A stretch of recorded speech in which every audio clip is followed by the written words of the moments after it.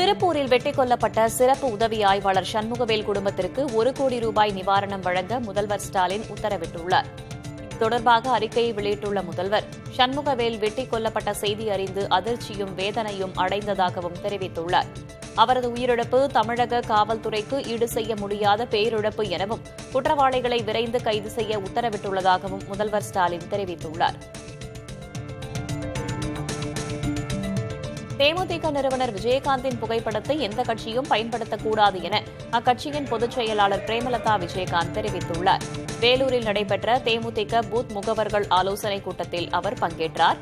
பின்னர் பேட்டியளித்த அவர், விஜயகாந்தின் புகைப்படத்தை திரைப்படங்களில் பயன்படுத்திக் கொள்ளலாம் எனவும் தெரிவித்தார். ஏன்னா எங்களுக்கு சில விஷயங்கள் காதுல வருது, அதனால இனிமே யாரும் தலைவருடைய புகைப்படத்தையோ எதையும் நீங்க பயன்படுத்தக்கூடாது. ஏன்னா எங்களுக்கு கட்சி இருக்கு, எங்க நிர்வாகிகள் தொண்டர்கள் இருக்காங்க, அவங்க மட்டும்தான் அது பயன்படுத்தணும். கூட்டணி அமைக்கும் போது எல்லா கூட்டணி கட்சி தலைவர் கூட போடுறீங்களா, அது எங்களுக்கு பிரச்சனை கிடையாது. ஆனா ஒரு தனிப்பட்ட ஒரு நிகழ்ச்சியிலையோ தனிப்பட்ட கட்சியிலையோ கேப்டன் புகைப்படத்தையோ தலைவருடைய வசனங்களையோ யாரும் பயன்படுத்த வேண்டாம் என்று கேட்டுக்கொள்கிறேன். உத்தராகண்ட் மாநிலத்தில் மீண்டும் மேக வெடிப்பின் காரணமாக பெருவெள்ளம் ஏற்பட்டுள்ளது. அம்மாநிலத்தின் பௌரி கர்வால் மாவட்டத்தில் உள்ள ஷைன்ஜி கிராமத்தில் மேக வெடிப்பு ஏற்பட்டுள்ளது. இதன் காரணமாக பெருக்கெடுத்த வெள்ளத்தில் வீடுகள், கடைகள், உணவகங்கள் சேதமடைந்துள்ளன. சேதம் தொடர்பான முழுவதுமான விவரங்கள் வெளியாகவில்லை.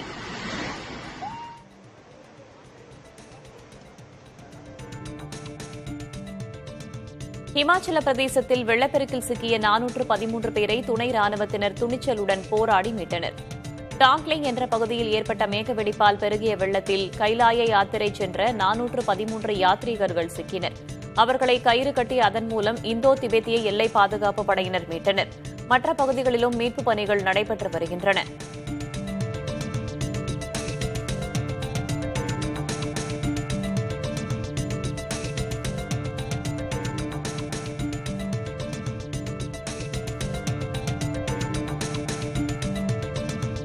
இமாச்சல பிரதேசத்தில் மலைச்சாலையில் பயணித்த லாரி கவிழ்ந்து விழும் காட்சி வெளியாகி அதிர்ச்சியை ஏற்படுத்தியுள்ளது.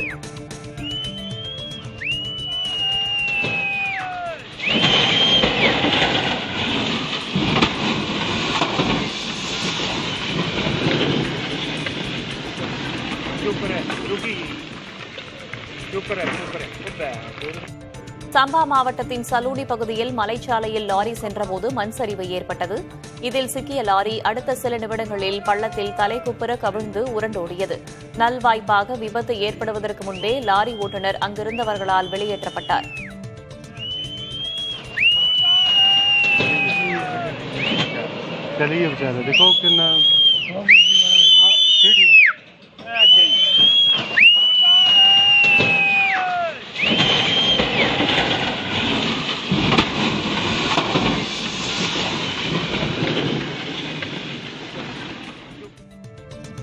இமாச்சல பிரதேசத்தில் வாகனங்கள் வெள்ளத்திலிருந்து நூலிழையில் தப்பியுள்ளன.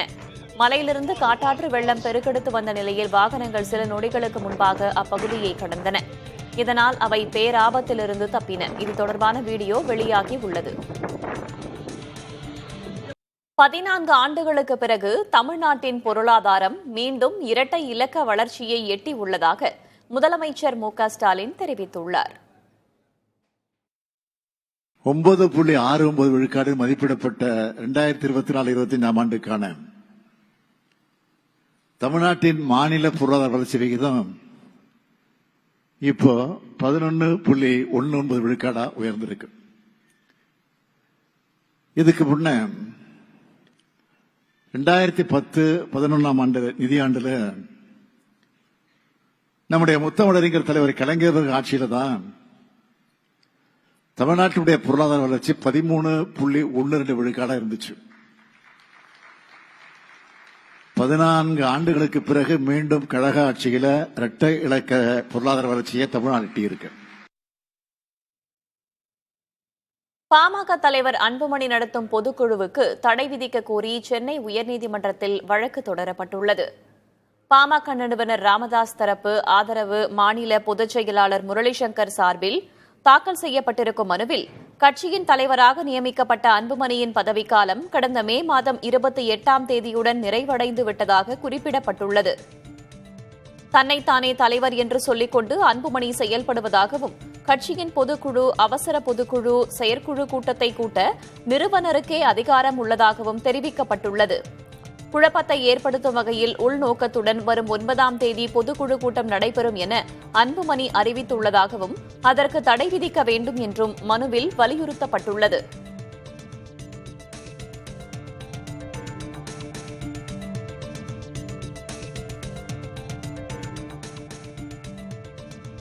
செங்கல்பட்டு உள்ளிட்ட 8 மாவட்டங்களில் நாளை கனமழை பெய்ய வாய்ப்பிருப்பதாக சென்னை வானிலை ஆய்வு மையம் தெரிவித்துள்ளது. தமிழகத்தின் ஒரு சில இடங்களிலும், புதுவை மற்றும் காரைக்கால் பகுதிகளிலும் இன்று இடி மின்னலுடன் கூடிய மிதமான மழை பெய்யும் என்று தெரிவிக்கப்பட்டுள்ளது. இதேபோல கோவை மாவட்டத்தின் மலைப்பகுதிகள், நீலகிரி, விழுப்புரம், செங்கல்பட்டு, திருவண்ணாமலை, திருப்பத்தூர், வேலூர் மற்றும் ராணிப்பேட்டை ஆகிய மாவட்டங்களின் ஓரிரு இடங்களில் நாளை கனமழைக்கு வாய்ப்புள்ளதாக கணிக்கப்பட்டுள்ளது.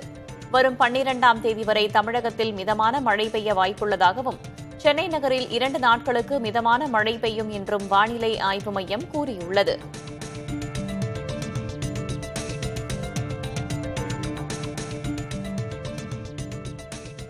நான்கு IPS அதிகாரிகள் மீது ஒழுங்கு நடவடிக்கை எடுக்க தமிழக டிஜிபிக்கு சென்னை உயர்நீதிமன்றம் உத்தரவு பிறப்பித்துள்ளது. கடலூர் மாவட்டம் குள்ளஞ்சாவடி காவல் நிலையத்தில் பதிவான வழக்கு தொடர்பாக இறுதி அறிக்கை தாக்கல் செய்ய உத்தரவிடக் கோரி சென்னை உயர்நீதிமன்றத்தில் மனு தாக்கல் செய்யப்பட்டது.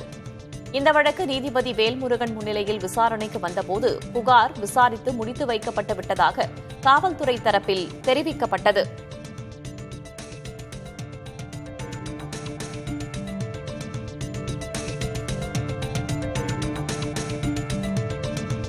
இறுதி அறிக்கை நீதிமன்றத்தில் தாக்கல் செய்யப்பட்டதா என்பதை கண்காணிக்க தவறிய காவல் கண்காணிப்பாளர்கள் மீதும் நடவடிக்கை எடுக்க வேண்டும் என்று தெரிவித்த நீதிபதி, 2015 முதல் இதுவரை காவல் கண்காணிப்பாளர்களாக பதவி வகித்த 4 IPS அதிகாரிகள் மீது ஒழுங்கு நடவடிக்கை எடுக்க ஆணையிட்டார்.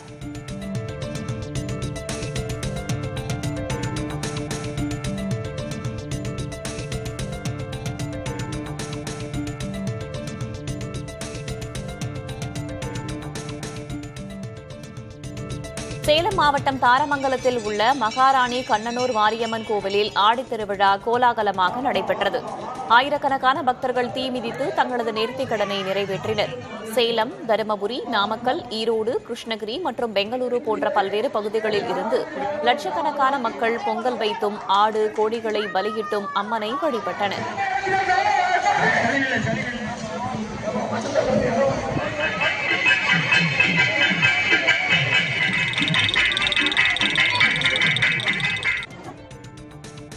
திண்டுக்கல் மாவட்டம் ஒட்டன்சத்திரம் மார்க்கெட்டில் முருங்கை விலை வீழ்ச்சியடைந்ததால் விவசாயிகள் விரக்தியில் உள்ளனர். சந்தையில் முருங்கைக்காய் வரத்து 2 மடங்கிற்கு மேல் அதிகரித்தது. இதனால் தங்கச்சி, அம்மாப்பட்டி, காந்தி மார்க்கெட்டில் எங்கு பார்த்தாலும் முருங்கைக்காய் மூட்டைகளே அதிகமாக இருந்தன. வரத்து அதிகரித்திருந்த நிலையிலும் வியாபாரிகள் வழக்கமான அளவிற்கே கொள்முதல் செய்ததால் முருங்கைக்காய் விலை படுவீழ்ச்சி அடைந்தது. ஒரு வாரத்திற்கு முன்பு கிலோ 15 ரூபாய்க்கு விற்கப்பட்ட முருங்கைக்காய் தற்போது 8 ரூபாய்க்கு மட்டுமே விற்பனையானது. இந்த விலை முருங்கைக்காயை செடிகளிலிருந்து பறித்தெடுக்கும் கூலிக்கு கூட கட்டுப்படியாகாது என்பதால் விவசாயிகள் விரக்தி அடைந்தனர். இந்த விலை இன்னும் ஒரு வாரத்திற்கு மேல் நீடிக்கும் எனவும், முகூர்த்த நாட்கள் தொடங்கிய பின்னர் விலை அதிகரிக்க வாய்ப்புள்ளதாகவும் வியாபாரிகள் தெரிவிக்கின்றனர்.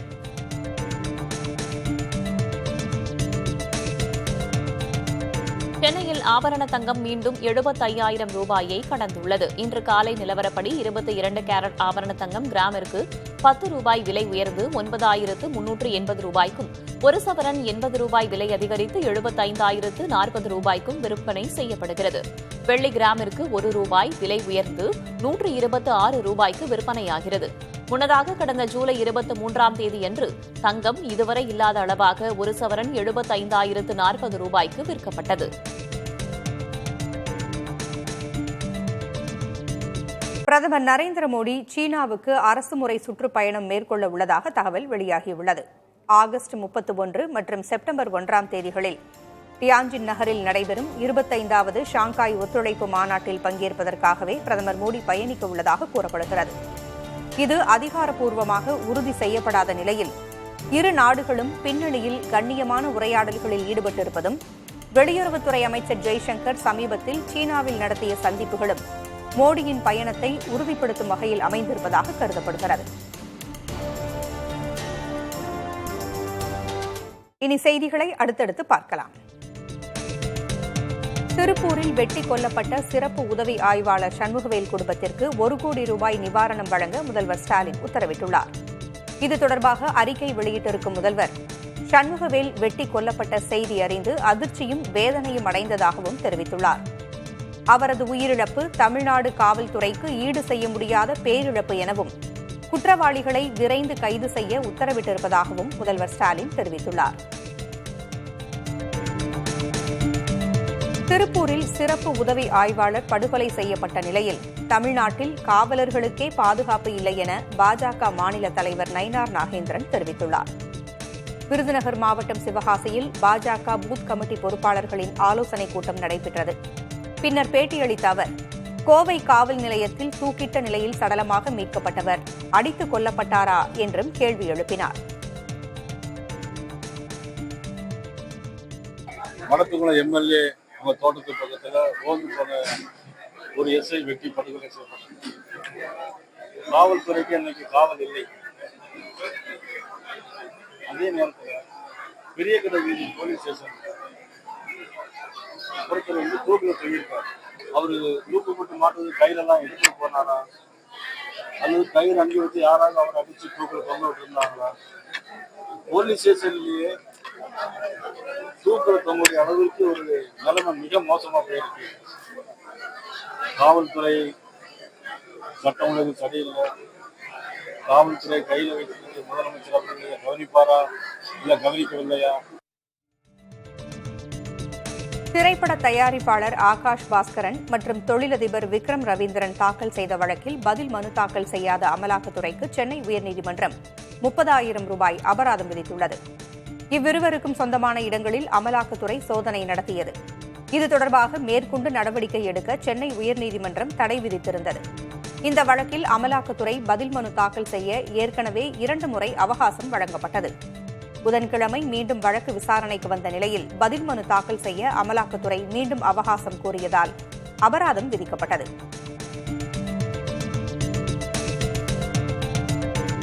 உத்தராகண்ட் மாநிலத்தில் தொடர்ச்சியாக பெய்து வரும் கனமழையால் பல பகுதிகளில் நிலச்சரிவுகள் ஏற்பட்டுள்ளன. இந்நிலையில் ஹரித்வாரில் ஏற்பட்ட நிலச்சரிவில் இருசக்கர வாகனத்தில் சென்றவர்கள் நல்வாய்ப்பாக உயிர் தப்பினர். சிசிடிவி காட்சியில் பதிவான இந்த காட்சிகள் தற்போது சமூக வலைதளங்களில் பரவி வருகின்றன. ஹரித்வார் மலைப்பகுதிகளில் ஏற்பட்ட நிலச்சரிவின் போது சாலையில் இருசக்கர வாகனத்தில் பயணம் செய்த 3 மீது பாறை மற்றும் மண் துகள்கள் விழுந்தன. உடனே சுதாரித்துக் கொண்டு எழுந்ததால் உயிர் தப்பினர். சிறிய காயங்களுடன் அவர்கள் மருத்துவமனையில் அனுமதிக்கப்பட்டிருக்கின்றனர்.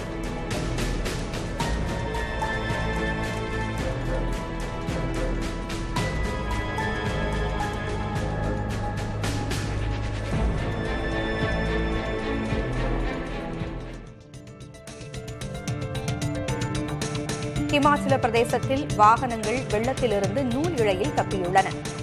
மலையிலிருந்து காட்டாற்று வெள்ளம் பெருக்கெடுத்து வந்த நிலையில் வாகனங்கள் சில நொடிகளுக்கு முன்பாக அப்பகுதியை கடந்தன. இதனால் அவை பேராபத்திலிருந்து தப்பின. இது தொடர்பான வீடியோ வெளியாகியுள்ளது.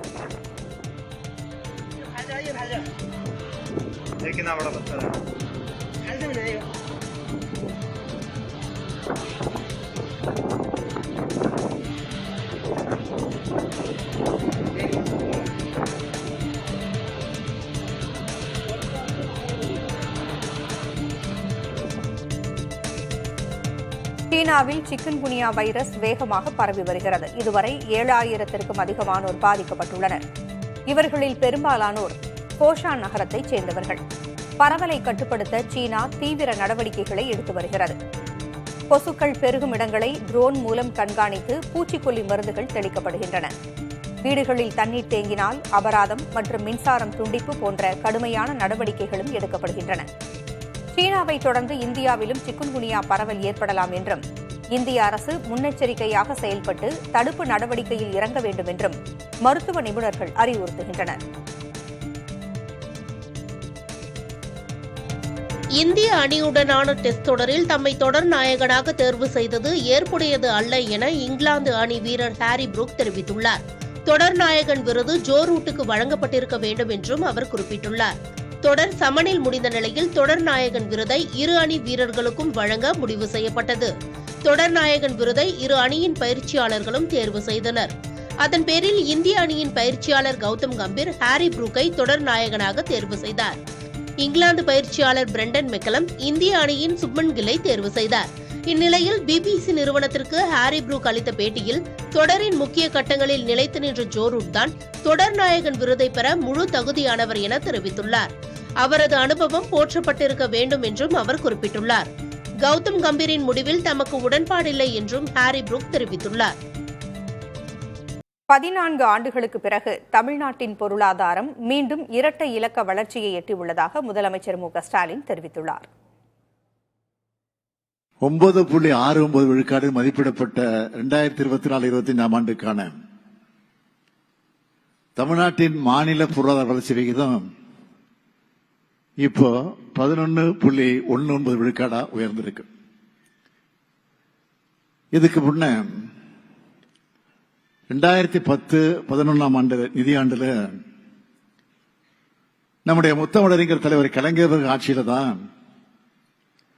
தமிழ்நாட்டினுடைய பொருளாதார வளர்ச்சி 13.12 விழுக்காடா இருந்துச்சு. 14 ஆண்டுகளுக்கு பிறகு மீண்டும் கழக ஆட்சியில இரட்டை இலக்க பொருளாதார வளர்ச்சியை தமிழ்நாடு எட்டியிருக்கு. பாமக தலைவர் அன்புமணி நடத்தும் பொதுக்குழுவிற்கு தடை கோரி சென்னை உயர்நீதிமன்றத்தில் வழக்கு தொடுக்கப்பட்டுள்ளது. பாமக நிறுவனர் ராமதாஸ் தரப்பு ஆதரவு மாநில பொதுச் செயலாளர் முரளி சங்கர் சார்பில் தாக்கல் செய்யப்பட்டிருக்கும் மனுவில் கட்சியின் தலைவராக நியமிக்கப்பட்ட அன்புமணியின் பதவிக்காலம் கடந்த மே மாதம் 28ஆம் தேதியுடன் நிறைவடைந்து விட்டதாக குறிப்பிடப்பட்டுள்ளது. தன்னைத்தானே தலைவர் என சொல்லிக்கொண்டு அன்புமணி செயல்படுவதாகவும் கட்சியின் பொதுக்குழு, அவசர பொதுக்குழு, செயற்குழு கூட்டத்தை கூட்ட நிறுவனருக்கே அதிகாரம் உள்ளதாகவும் தெரிவிக்கப்பட்டுள்ளது. குழப்பத்தை ஏற்படுத்தும் வகையில் உள்நோக்கத்துடன் வரும் 9ஆம் தேதி பொதுக்குழு கூட்டம் நடைபெறும் என அன்புமணி அறிவித்திருப்பதாகவும் அதற்கு தடை விதிக்க வேண்டும் என்றும் மனுவில் வலியுறுத்தப்பட்டுள்ளது. செங்கல்பட்டு உள்ளிட்ட 8 மாவட்டங்களில் நாளை கனமழைக்கு வாய்ப்பு இருப்பதாக சென்னை வானிலை ஆய்வு மையம் தெரிவித்துள்ளது. தமிழகத்தின் ஒரு சில இடங்களிலும் புதுச்சேரி மற்றும் காரைக்கால் பகுதிகளிலும் இன்று இடி மின்னலுடன் கூடிய மிதமான மழை பெய்யும் என்று தெரிவிக்கப்பட்டுள்ளது. இதேபோல் கோவை மாவட்டத்தின் மலைப்பகுதிகள், நீலகிரி, விழுப்புரம், செங்கல்பட்டு, திருவண்ணாமலை, திருப்பத்தூர், வேலூர் மற்றும் ராணிப்பேட்டை மாவட்டங்களில் ஓரிரு இடங்களிலும் நாளை கனமழை பெய்ய வாய்ப்புள்ளதாக கணிக்கப்பட்டுள்ளது. வரும் 12ஆம் தேதி வரை தமிழகத்தில் மிதமான மழை பெய்ய வாய்ப்புள்ளதாகவும் சென்னை நகரில் 2 நாட்களுக்கு மிதமான மழை பெய்யும் என்றும் வானிலை ஆய்வு மையம் கூறியுள்ளது.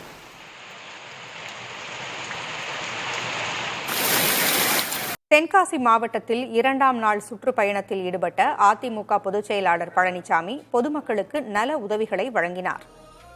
ஆட்டோ மற்றும் கார் ஓட்டுநர்களுக்கு இலவச சீருடையும், குற்றாலம் பேரூராட்சி பகுதியில் உள்ள குடும்ப அட்டைதாரர்களுக்கு 1050 ரூபாய் மதிப்பிலான பரிசு தொகுப்புகளையும் வழங்கினார். தொடர்ந்து விவசாயிகளை சந்தித்து கோரிக்கை மனுக்களை வாங்கிய பழனிசாமி அவர்களிடம் குறைகளை கேட்டறிந்தார். தொடர்ந்து மாற்றுக் கட்சியினர் அதிமுகவில் இணையும் நிகழ்விலும் கலந்து கொண்டார். இலங்கையின் யாழ்ப்பாணம் செம்மணியில் இதுவரை 141 எலும்புக்கூடுகள் கண்டுபிடிக்கப்பட்டதில் 130 அகழ்ந்தெடுக்கப்பட்டுள்ளன. செம்மணி பகுதியில் உள்ள 2 மனித புதைகுழிகளிலிருந்தும் நேற்று 6 எலும்புக்கூடுகளின் தொகுதிகள் அடையாளம் காணப்பட்டுள்ளன. கடந்த 16 நாட்களாக நடந்த அகழ்வு பணிகளில் 65 எலும்புக்கூட்டு தொகுதிகள் அகழ்ந்தெடுக்கப்பட்டுள்ளன. இந்நிலையில் செம்மணியில் தற்போதுள்ள 2 மனித புதைக்குழிகளுடன் மேலும் மனித புதைகுழிகள் உள்ளனவா என்று ஆராயப்பட்டு வருவதாக தெரிவிக்கப்பட்டுள்ளது.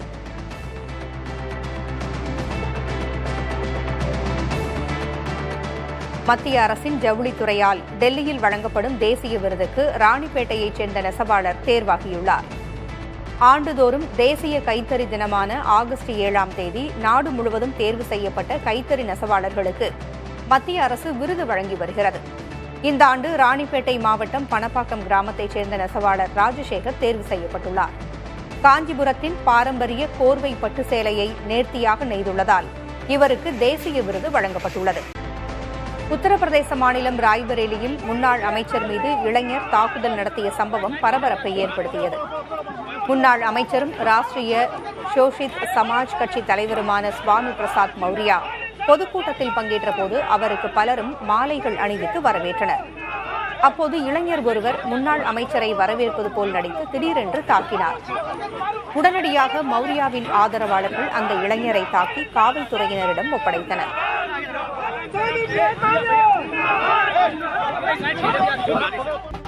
திருப்பூரில் வெட்டிக் கொல்லப்பட்ட சிறப்பு உதவி ஆய்வாளர் சண்முகவேல் குடும்பத்திற்கு 1 கோடி ரூபாய் நிவாரணம் வழங்க முதல்வர் ஸ்டாலின் உத்தரவிட்டுள்ளார். இது தொடர்பாக அறிக்கை வெளியிட்டுள்ள முதல்வர், சண்முகவேல் வெட்டிக் கொல்லப்பட்ட செய்தி அறிந்து அதிர்ச்சியும் வேதனையும் அடைந்ததாக தெரிவித்துள்ளார். அவரது உயிரிழப்பு தமிழக காவல்துறைக்கு ஈடு செய்ய முடியாத பேரிழப்பு எனவும் குற்றவாளிகளை விரைந்து கைது செய்ய உத்தரவிட்டுள்ளதாகவும் முதல்வர் ஸ்டாலின் தெரிவித்துள்ளார்.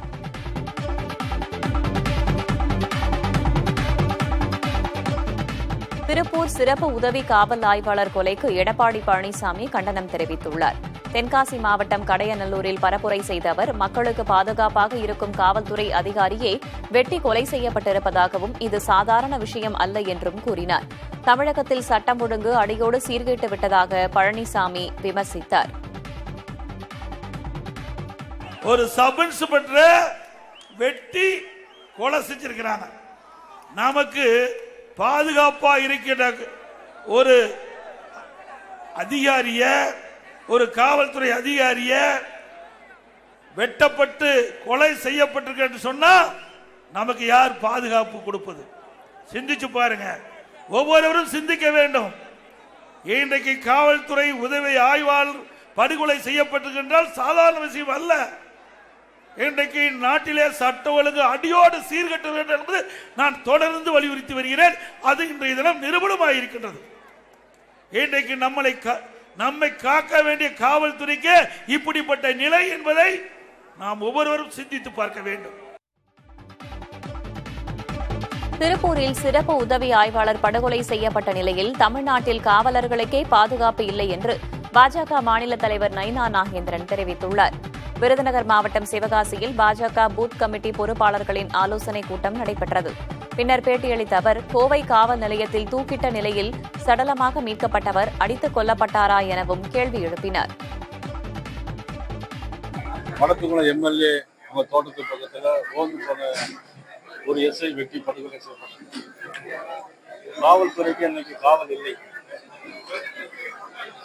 அதே நேரத்தில் பெரிய கடை வீதி போலீஸ் ஸ்டேஷன்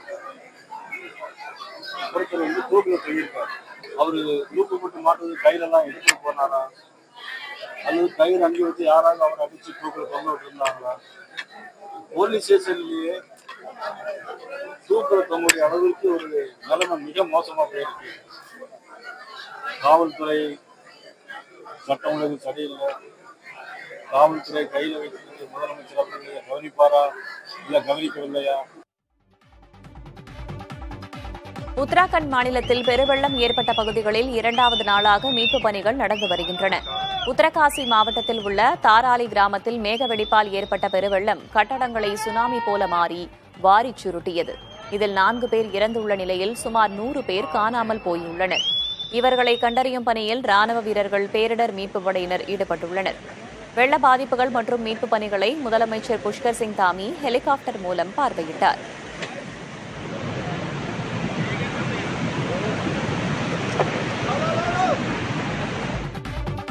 உத்தராகண்ட் மாநிலத்தில் மீண்டும் மேகவெடிப்பின் காரணமாக பெருவெள்ளம் ஏற்பட்டுள்ளது. அம்மாநிலத்தின் பௌரி கர்வால் மாவட்டத்தில் உள்ள ஷைன்ஜி கிராமத்தில் மேகவெடிப்பு ஏற்பட்டுள்ளது. இதன் காரணமாக பெருக்கெடுத்த வெள்ளத்தில் வீடுகள், கடைகள், உணவகங்கள் சேதமடைந்துள்ளன. சேதம் தொடர்பான முழுமையான விவரங்கள் வெளியாகவில்லை.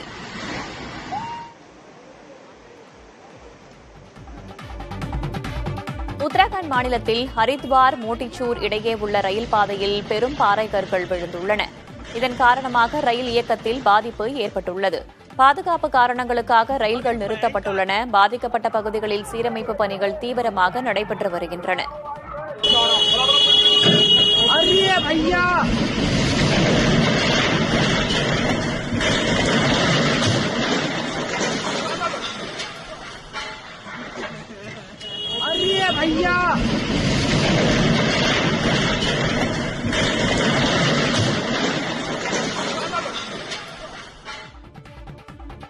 இமாச்சல பிரதேசத்தில் மலைச்சாலையில் பயணித்த லாரி கவிழ்ந்து விழும் காட்சி வெளியாகி அதிர்ச்சியை ஏற்படுத்தியுள்ளது. சம்பா மாவட்டத்தின் சலூனி பகுதியில் மலைச்சாலையில் லாரி சென்றபோது மண் சரிவு ஏற்பட்டது. இதில் சிக்கிய லாரி அடுத்த சில நிமிடங்களில் பள்ளத்தில் தலைக்குப்புற கவிழ்ந்து உருண்டோடியது. நல்வாய்ப்பாக விபத்து நிகழ்வதற்கு முன்பே லாரி ஓட்டுநர் அங்கிருந்தவர்களால் வெளியேற்றப்பட்டார்.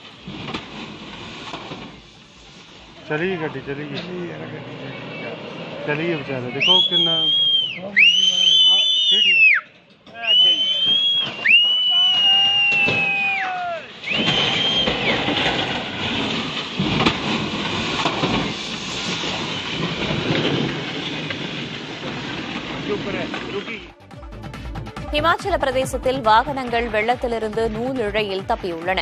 மலையிலிருந்து காட்டாற்று வெள்ளம் பெருக்கெடுத்து வந்த நிலையில் வாகனங்கள் சில நொடிகளுக்கு முன்பாக அப்பகுதியை கடந்தன. இதனால் அவை பேராபத்திலிருந்து தப்பின. இது தொடர்பான வீடியோ வெளியாகியுள்ளது.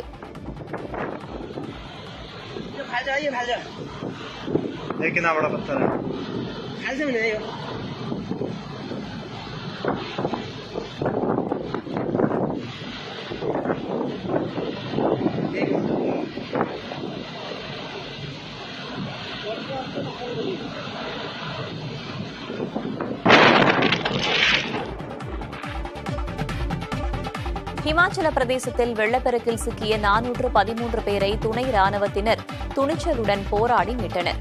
டாங்லிங் என்ற பகுதியில் ஏற்பட்ட மேகவெடிப்பால் பெருகிய வெள்ளத்தில் கைலாய யாத்திரை சென்ற 413 யாத்ரீகர்கள் சிக்கினர். அவர்களை கயிறு கட்டி அதன் மூலம் இந்தோ திபெத்திய எல்லை பாதுகாப்பு படையினர் மீட்டனர். மற்ற பகுதிகளிலும் மீட்புப் பணிகள் நடைபெற்று வருகின்றன.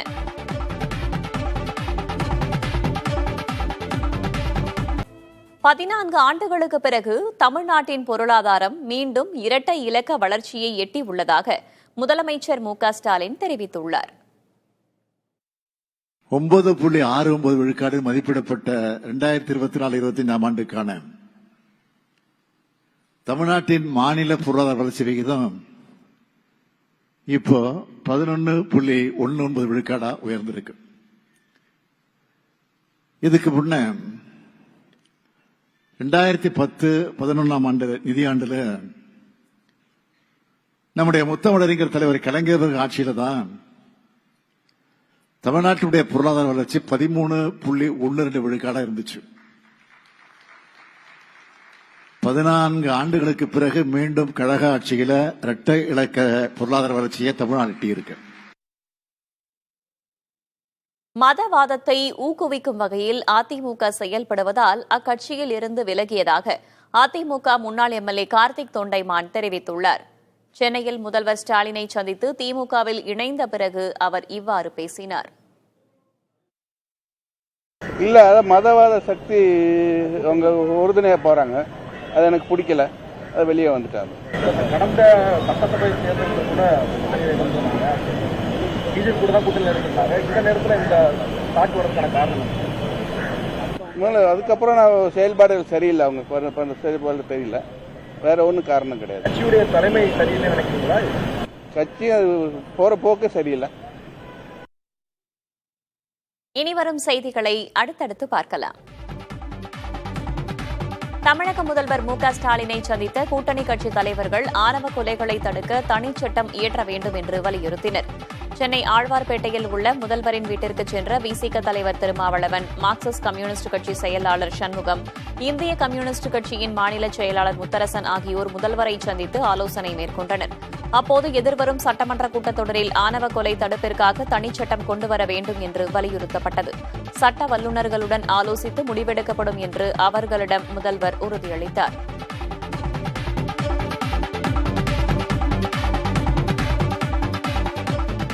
பாமக தலைவர் அன்புமணி நடத்தும் பொதுக்குழுவுக்கு தடை விதிக்க கோரி சென்னை உயர்நீதிமன்றத்தில் வழக்கு தொடுக்கப்பட்டுள்ளது.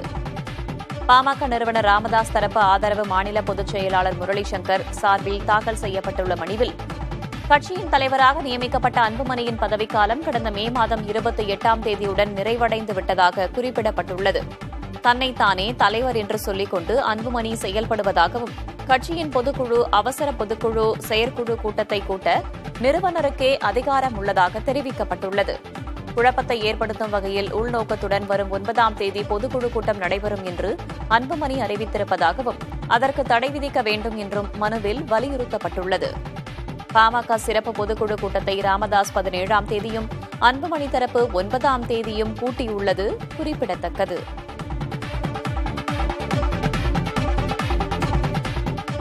தேமுதிக நிறுவனர் விஜயகாந்தின் புகைப்படத்தை எந்த கட்சியும் பயன்படுத்தக்கூடாது என அக்கட்சியின் பொதுச் செயலாளர் பிரேமலதா விஜயகாந்த் தெரிவித்துள்ளார். வேலூரில் நடைபெற்ற தேமுதிக பூத் முகவர்கள் ஆலோசனைக் கூட்டத்தில் அவர் பங்கேற்றார். பின்னர் செய்தியாளர்களுக்கு பேட்டியளித்த அவர் விஜயகாந்தின் புகைப்படத்தை திரைப்படங்களில் பயன்படுத்திக் கொள்ளலாம் எனவும் தெரிவித்தார். ஏன்னா எங்களுக்கு சில விஷயங்கள் காதுல வருது. அதனால இனிமே யாரும் தலைவருடைய புகைப்படத்தையோ எதையும் நீங்க பயன்படுத்தக்கூடாது. ஏன்னா எங்களுக்கு கட்சி இருக்கு, எங்க நிர்வாகிகள் தொண்டர்கள் இருக்காங்க, அவங்க மட்டும்தான் அது பயன்படுத்தணும். கூட்டணி அமைக்கும் போது எல்லா கூட்டணி கட்சி தலைவர் கூட போடுறீங்களா, அது எங்களுக்கு பிரச்சனை கிடையாது. ஆனா ஒரு தனிப்பட்ட ஒரு நிகழ்ச்சியிலையோ தனிப்பட்ட கட்சியிலையோ கேப்டன் புகைப்படத்தையோ தலைவருடைய வசனங்களையோ யாரும் பயன்படுத்த வேண்டாம் என்று கேட்டுக்கொள்கிறேன்.